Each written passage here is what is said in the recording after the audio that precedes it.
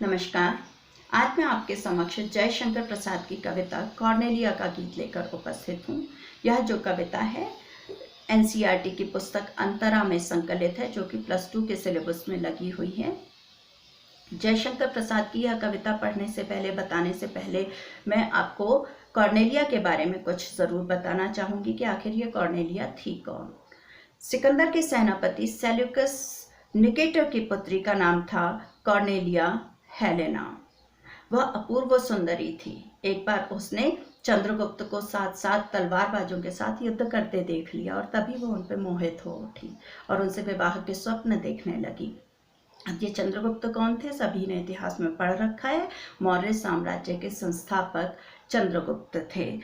अब क्या हुआ, सिकंदर की मृत्यु, सिकंदर का कोई वारिस तो था नहीं, तो उसकी मृत्यु के बाद जितने भी उनके सेनापति थे उन्होंने उसके साम्राज्य को आपस में बांट लिया था। तो ये जो सेल्यूकस निकेटर था, इसके हिस्से में उसके साम्राज्य का पूर्वी हिस्सा आया और उसमें भारतवर्ष का उत्तर पश्चिमी हिस्सा भी शामिल था। तो ये जो कॉर्नेलिया और चंद्रगुप्त का विवाह था, ये भारतीय और यूनानी संस्कृति का अद्भुत संगम था। देख लें जरा, मैं इस कविता के बारे में भी आपको थोड़ा सा बता दूं। कॉर्नेलिया का गीत पढ़ने से पहले उस कविता के संबंध में कि दृश्य, असल में ये चंद्रगुप्त नाटक में संकलित है। ये जो गीत है और बहुत प्रसिद्ध गीत है ये। तो ये दृश्य क्या चल रहा है कि कॉर्नेलिया जो है सिंधु के किनारे ग्रीक शिविर के पास एक वृक्ष के नीचे बैठी हुई है और कहती है, सिंधु का यह मनोहर तट जैसे मेरी आंखों के सामने एक नया चित्रपट उपस्थित कर रहा है। इस वातावरण से धीरे धीरे उठती हुई प्रशांत स्निग्धता जैसे हृदय में घुस रही है। लंबी यात्रा करके जैसे मैं वहीं पहुंच गई हूँ जहाँ के लिए चली थी। यह कितना निसर्ग सुंदर है। निसर्ग का मतलब स्वर्गिक सौंदर्य है, कितना रमणीय है। हाँ, आज वह भारतीय संगीत का पाठ देखूं, भूल तो नहीं गई। और फिर वह यह गीत गाती है। कौन सा गीत है यह? अरुण यह मधुमय देश हमारा, ये इसके बोल हैं। इस गीत में हमारे देश की गौरव गाथा तथा प्राकृतिक सौंदर्य को भारतवर्ष की विशिष्टता और पहचान के रूप में प्रस्तुत किया गया है। पक्षी भी अपने प्यारे घोंसले की कल्पना कर जिस ओर उड़ते हैं, यही वह प्यारा भारतवर्ष है। अनजान को भी सहारा देना और लहरों को भी किनारा देना हमारे देश की विशेषता है। सही मायने में भारत देश की यही पहचान है। अब प्रसाद का मैंने आपको उनके परिचय में बताया, वो जागरण के कवि हैं। राष्ट्रीय जागरण की बात उनकी लगभग हर रचना में आती है। उस समय की मांग भी यही थी, क्योंकि भारतीय जनता अंग्रेजों की गुलाम हुई जा रही थी, उसमें हीन भावना आ गई थी। तो देश के गौरवमय अतीत को उनके सामने प्रस्तुत करना और उनकी महानता को बताना कि हमारे पूर्वज कितने महान रहे हैं, इस चीज़ का दायित्व जो है जयशंकर प्रसाद ने अपने ऊपर लिया और उसे बखूबी निभाया भी है। उन्होंने, देखो, ये गीत किसी से भी, नाटक तो उनका था, किसी को भी ये गीत गाने को दे सकते थे, लेकिन नहीं, उन्होंने कॉर्नेलिया से ये गीत गवाया है। देखें जरा ये गीत क्या है, मैं अब आपके सामने प्रस्तुत कर देती हूँ। कॉर्नेलिया का गीत है, शीर्षक इसका अरुण यह मधुमय देश हमारा, जहां पहुंच अनजान क्षितिज को मिलता एक सहारा। सरस तामरस गर्भ विभा पर नाच रही तरुशिखा मनोहर, छिटका जीवन हरियाली पर मंगल कुमकुम सारा। लघु सुरधनु से पंख पसारे शीतल मलय समीर सहारे, उड़ते खग जिस ओर मुँह किए समझ नीड़ निज प्यारा। बरसाती आंखों के बादल बनते जहां भरे करुणा जल, लहरें टकराती अनंत की पाकर जहां किनारा। हेम कुंभले उषा सवेरे भरती ढुलकाती सुख मेरे, मदिर ऊँघते रहते जब जग कर रजनी भर तारा। बहुत सुंदर हैं ये दो पंक्तियां अंतिम, आप याद कर लेंगे, आपके बहुत काम आने वाली हैं। मैं एक बार और रिपीट कर देती हूँ आपके लिए। हेम कुंभले उषा सवेरे भरती ढुलकाती सुख मेरे, मतिर ऊँघते रहते जब जग कर रजनी भर तारा। तो ये है कॉर्नेलिया का गीत। मैं इसकी व्याख्या कर देती हूँ, आपको आसान बना देती हूँ थोड़ा। अरुण यह मधुमय देश हमारा, जहाँ पहुँच अनजान क्षितिज को मिलता एक सहारा। अरुण क्या होता है? लाल रंग होता है, ठीक है। अरुण यह प्रातःकालीन दृश्य बताया गया है यहाँ पे। वो प्रातःकाल के समय सिंधु नदी के तट पे बैठी है कॉर्नेलिया। दृश्य तो आपको स्पष्ट है। अब वो सौंदर्य देख रही है, ठीक है। तो देखे जरा, अरुण यह मधुमय देश हमारा, कि कितना सुंदर देश है ये, कितना मधुमय है। मधुमय यानी कि कितना क्या कहेंगे, आनंददायी है, मिठास युक्त है यह देश। और इस पे लालिमा जो है वो प्रातःकालीन बिखरी हुई कितनी सुंदर लग रही है। जहाँ पहुँच अनजान क्षितिज को मिलता एक सहारा, और यहाँ पहुँच अनजान क्षितिज को भी एक सहारा मिल जाता है। अब अनजान क्षितिज जो है, वैसे तो क्षितिज का शाब्दिक अर्थ क्या है? जहाँ धरती, आप देखेंगे दूर जहाँ तक आपकी नजर जाए वहां तक देखिए, एक पॉइंट ऐसा आएगा जहाँ पे धरती और आसमान आपको मिलते हुए दिखाई देंगे, वो जगह क्या है? क्षितिज है, ठीक है। अब यहाँ क्षितिज का हम शाब्दिक अर्थ नहीं लेंगे, हमने पहले ही बता दिया है आपको। छायावादी कविताओं में शाब्दिक अर्थ बहुत कम है, अभिधार्थ बहुत कम है, लक्षणार्थ चलता है। तो यहाँ अनजान क्षितिज जो है वो किसके लिए शब्द का प्रयोग किया गया है? विश्व भर के ज्ञानी पुरुष जो हैं भारत की ओर खिंचे चले आते हैं, जिज्ञासु लोग खिंचे चले आते हैं, सुख की कामना करने वाले मनुष्य आते हैं, ठीक है। तो ये जो लोग हैं भारत की तरफ चले आ रहे हैं, और यहाँ पे आके क्या है, उन्हें एक संबल मिलता है, एक सहारा मिलता है, वो यहीं रह जाना चाहते हैं।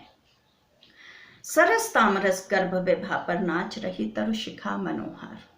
अब सरस तामरस, सरस तो सभी जानते हैं रस से परिपूर्ण, तामरस है लाल कमल के लिए यहाँ पे प्रयुक्त किया गया है। गर्भ विभा संध्या समय को कहा गया है। अब संध्या समय कमल के फूल खिले हैं, सिंधु नदी का दृश्य है, सरस जो है सुंदर फूल खिले हुए हैं। उस पे क्या है? तरुशिखा नाच रही तरुशिखा मनोहर, कि पेड़ों की चोटियां उन फूलों पे नाच रही हैं, और बहुत मनोहर दृश्य है ये। मनोहर यानी मन को हर लेने वाला दृश्य है ये।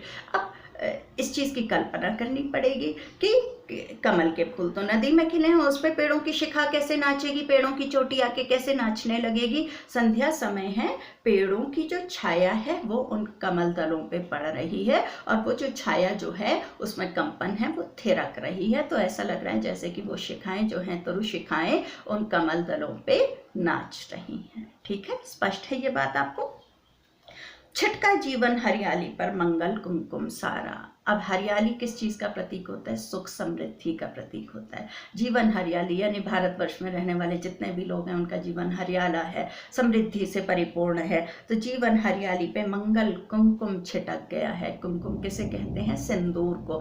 मंगल यानी शुभकारी, शुभ सिंदूर जो है वो छिटक गया है।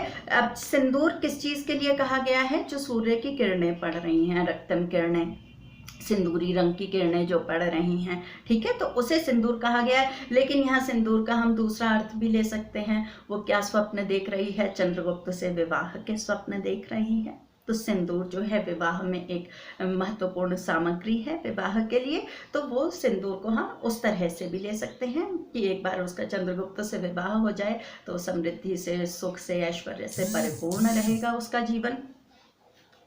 लघु सुरधनु से पंख पसारे, शीतल मलय समीर सहारे, उड़ते खग जिस ओर मुँह किए, समझ नीड़ निज प्यारा।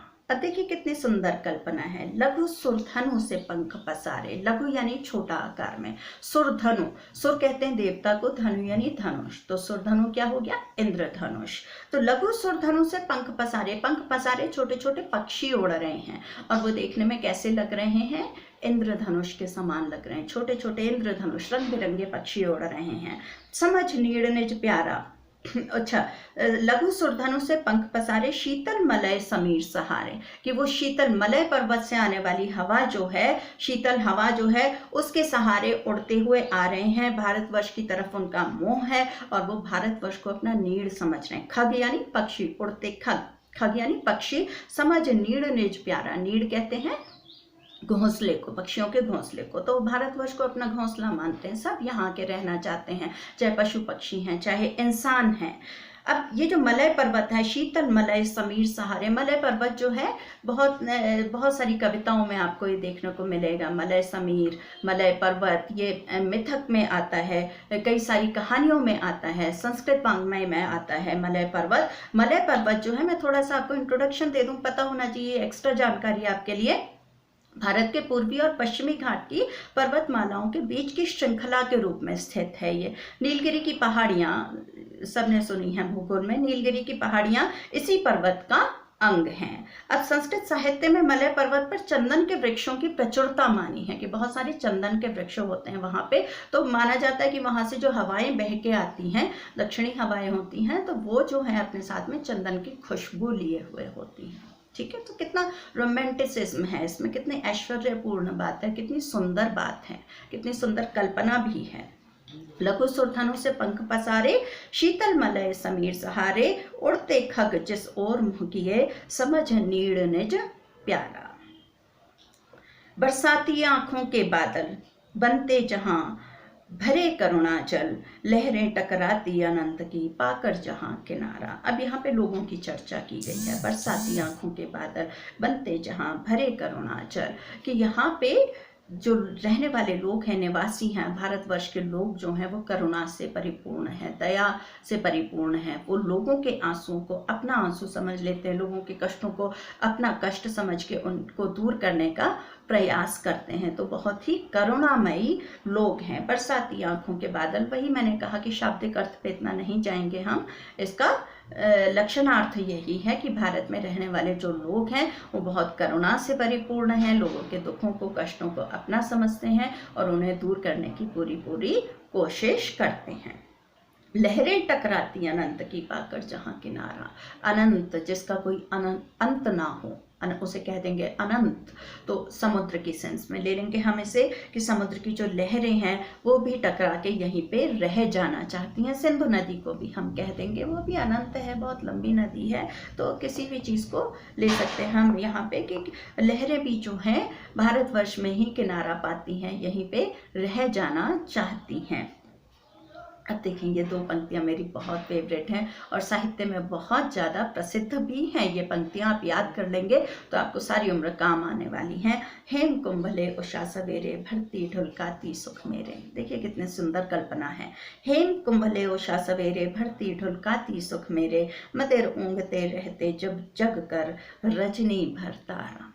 कि जब सारी रात जग कर, रजनी, रजनी यानी रात की, सारी रात जग कर, जब तारे जब हैं सुबह ऊँघने लगते हैं, नशे में ऊँघने लगते हैं, थक कर ऊँघने लगते हैं, मदिर नशा है उनको हल्का हल्का, वो ऊँघ रहे हैं तारे, तो उस समय उषा क्या करती है? उषा सवेरे का समय आपको मालूम ही है, प्रातःकाल।